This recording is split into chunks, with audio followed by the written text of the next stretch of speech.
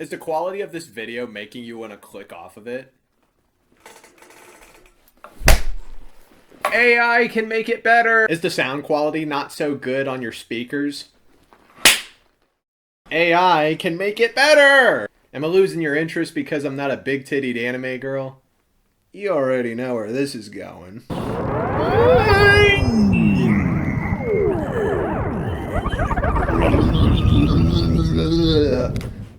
Ugh.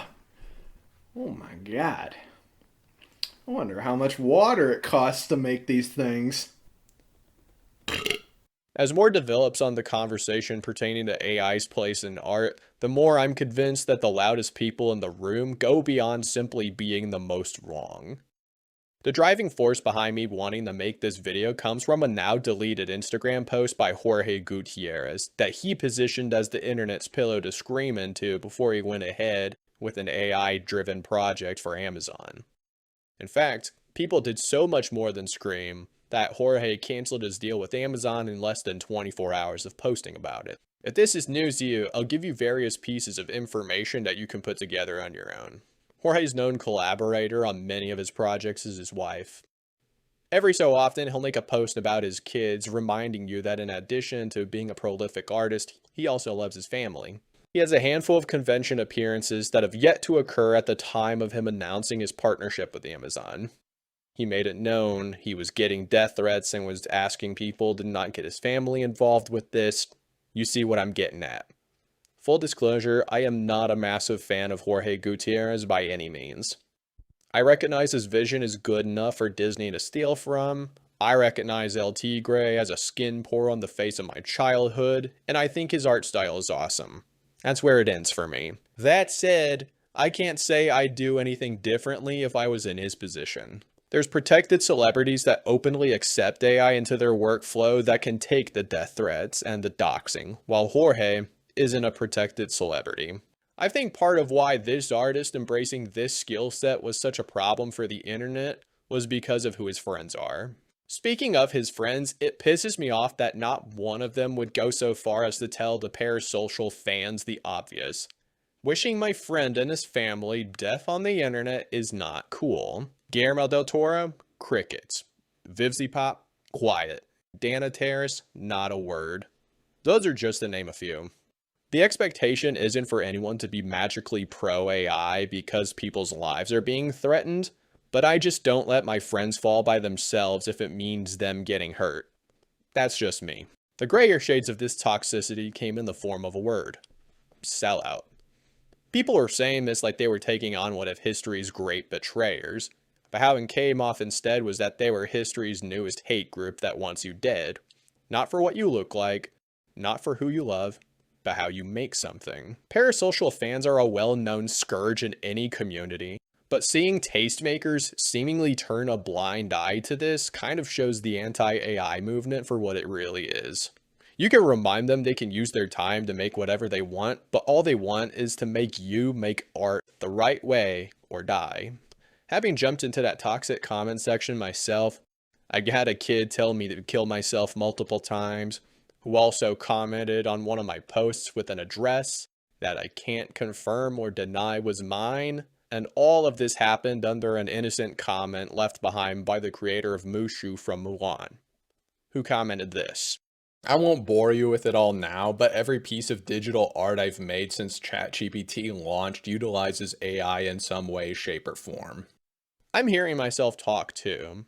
I know what's going on in the culture right now. People are pissed, and they're damn right to be pissed. If you can look at any of these recent or current events on the screen and tell me that an artist using AI holds a flame to any of this, maybe it didn't occur to you that your favorite artist has made at least one person's life worse. All of that set up to ask you, the viewer, do artists deserve to die based on how they make something? If you answered no, I won't congratulate you on being an adult, but I will answer your stupid comments before you even decide to make them. I even divvied up the timeline based on common complaints I see in the anti-AI space. There aren't many of them, and that in itself is an issue, but I will start with all of the problems that I do have with AI. Because the anti-AI crowd surrendered what little argument they had to people who actually matter, environmentalists, data centers are a huge point of contention that I'm going to agree with.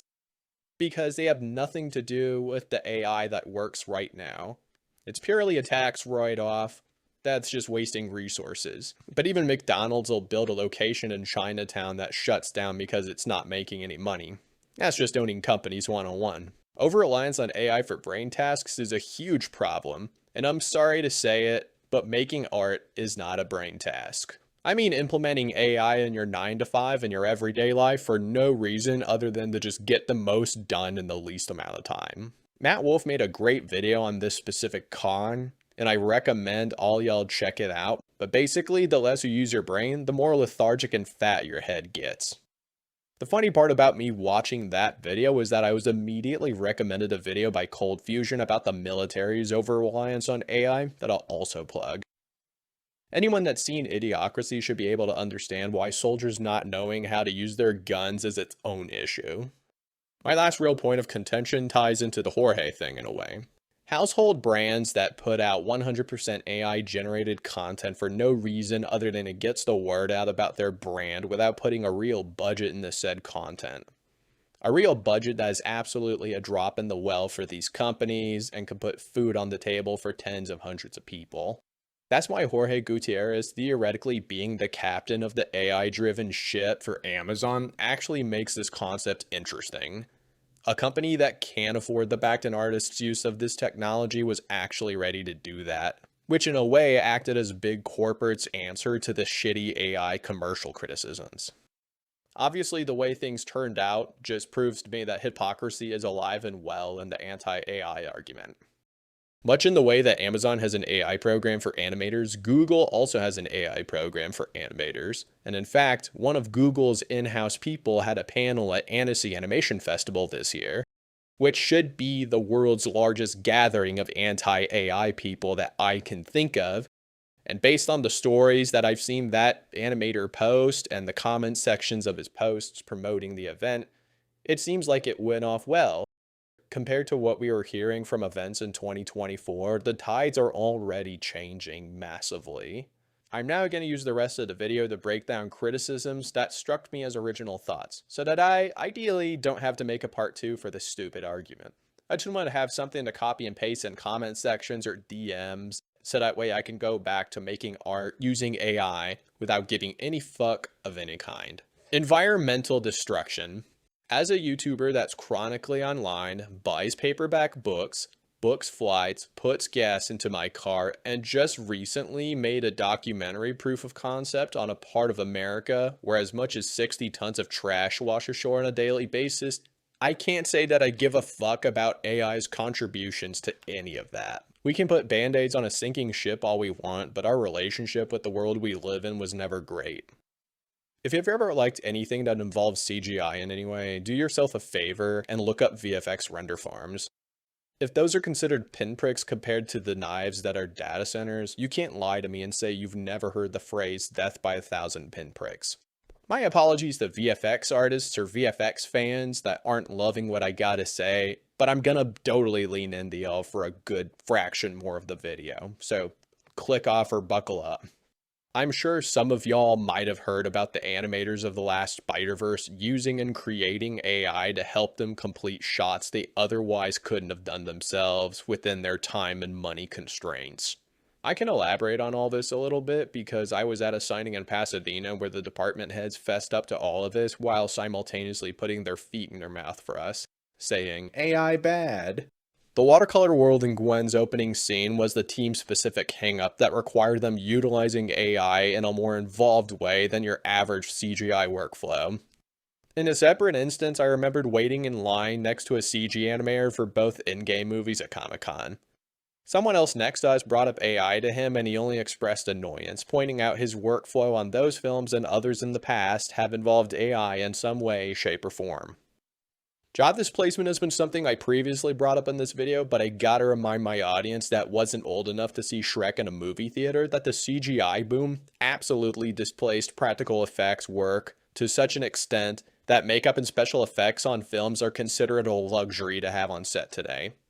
If you don't want to email or DM any of these artists that were old enough to experience that shift in the film industry firsthand, I recommend you read or listen to Rubberhead Volume 1 by Steve Johnson. All the things comment sections are venomously in fear of are things that already happened to Steve about 20 years ago, and he does a good job documenting that in this book. Spoilers, there's a volume 2, which will tell you he figured out the industry shift without changing anything.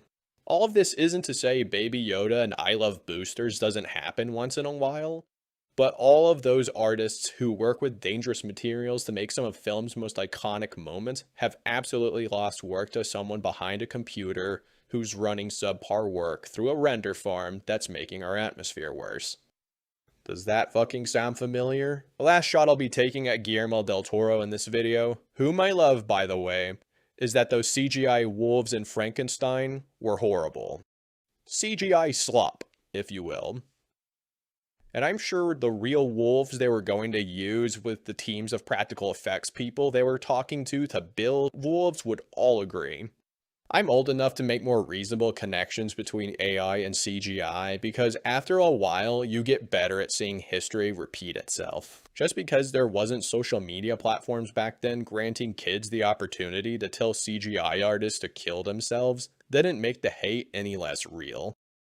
Never before the rise of anti-AI viewpoints has the concept of an artist always getting paid for what they make been synonymous with grass growing and breathing air. It reveals a level of entitlement and first world problems that makes me think how these people would interact with the idea that art's a privilege and not a right. Just because you can duct tape a banana to a wall doesn't mean you're going to get $6.2 million like that one guy did.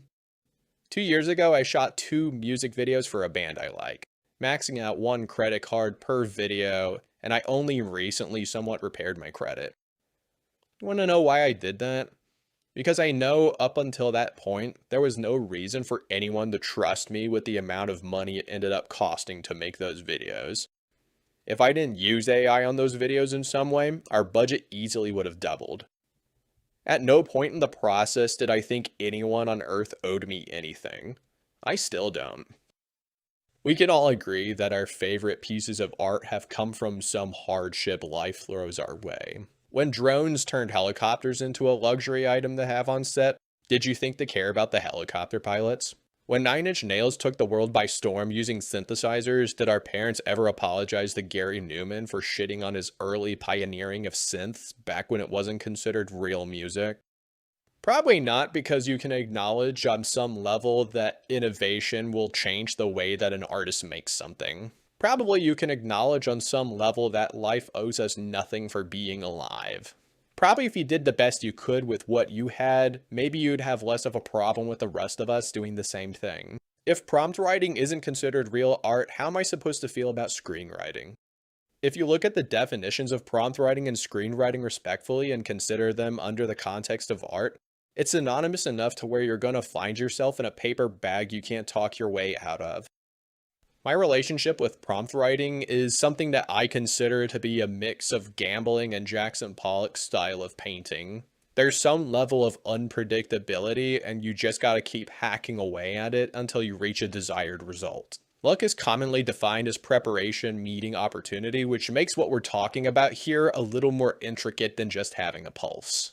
This is more or less why copyright laws are just as much of a joke in the world of AI as they are in court cases that apply to companies and artists. This brings me to the concept of art theft. After thousands of years and so many billions of people coming and going from their mortal coils, at some point you're going to do the exact same thing someone else did. Even if you are aware of your theft, the many court cases spearheaded by protected celebrities before you allows many cloaks for you to hide your theft behind. You can say your theft was a reference. You can say your theft was an homage. If you made a one-for-one copy of someone else's work, odds are you can hide behind parody law in some way. So many court cases have favored in the side of the rich that copywriting your work doesn't make your work any more safe than if you were to sharpen your toothbrush for having a life sentence in jail. If there's a clear paper trail to somebody copying my work or stealing it outright, I'm just going to be grateful that I as an artist am good enough to steal from. I think street cred and gratitude are more tangible things to take with me to the grave than whatever royalties I can scrounge up. One thing we can all acknowledge, everyone's a fan. Everyone is inspired by someone, and everything is inspired by something. We can acknowledge how to pay it forward to our inspirations in a meaningful way without having to be literal about that every single time. To me, there's two ways of looking at this shift. You can be Universal Music Group and stick your hands out thinking you'll stop the wave, or you can be Grimes and go with it. One of these two choices involves you being a part of the change and making money. The concepts and executions of AI that isn't cloud-based is proving to be the silver bullet to a lot of these arguing points. I won't elaborate further because this video is long enough without that. Go watch the stream Markiplier did with Real Good AI, which is a funny stream to watch when you consider this was supposed to be a panel at South by Southwest London, which would have happened days after PewDiePie shipped Odysseus, which is the manifestation of what the stream was otherwise considering to be this what if that they theorize wasn't supposed to happen as fast as it actually is. When it comes to the subject of whether AI has a place in art or not, it's more fun to direct this conversation towards a Kevin O'Leary or a Sam Altman type. Someone that deals in zeros and ones better than they do the idea of self-expression by creating something and allowing us to interpret that in any number of ways. Because their stereotype as a suit is to be too dumb to think about art the way that you and I do. When this conversation's directed towards someone like Jorge Gutiérrez or someone like me, all of a sudden it's not fun anymore because now you got to engage with these ideas from a place of nuance. And people don't like dealing with anything in nuance. If you see anything that I am talking about in more simple terms than I do, maybe that's because your absolutes are part of the problem. Though hopefully after seeing this, you're at least open to the idea of AI being used for more than video games and curing cancer. Maybe now you're open to the idea of me being able to pursue my visions without being gatekept by people that live in fear of bagging my cat food for me. If we can't agree on anything here today, just know that I don't exist for your comfort. I exist for mine. What is a pro AI video without a pro AI magazine plug? I have interviewed the creators of some projects that y'all might be fans of. Bionicle, Slipknot, Mad God, The Residents, Daft Punk's Helmets. All those creators and more are in this magazine. Free digital link in the description. If you want a physical copy to hold in your hands, send an email to psychobastardocreations@gmail.com. I'll get you hooked up. As I brought up earlier in the video, I first time directed 2 music videos that have gone on to be selected at like 4 Academy Award qualifying festivals, one of which I've won something. Didn't win top prize, but I still beat Jeremy Renner, which is like fucking hilarious to me.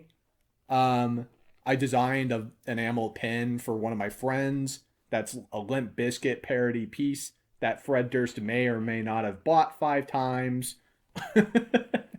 Those are just some of the highlights. For anybody that was interested in the proof of concept that I brought up earlier in the video, Homer Flynn of The Residents, other fellow AI users, has narrated that. I'm trying to drum up funding for it, and if that doesn't really pan out, then I'll put it online for all y'all to enjoy not too long after this video. I guess that's most of the highlights. Psychobastardo.com. I got everything that I didn't bring up or I'm blanking out on for you to check out. But anyways, if you made it to this point in the video, thank you. Whether you love me or hate me, you have voted wisely.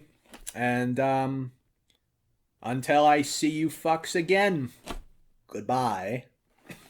All right.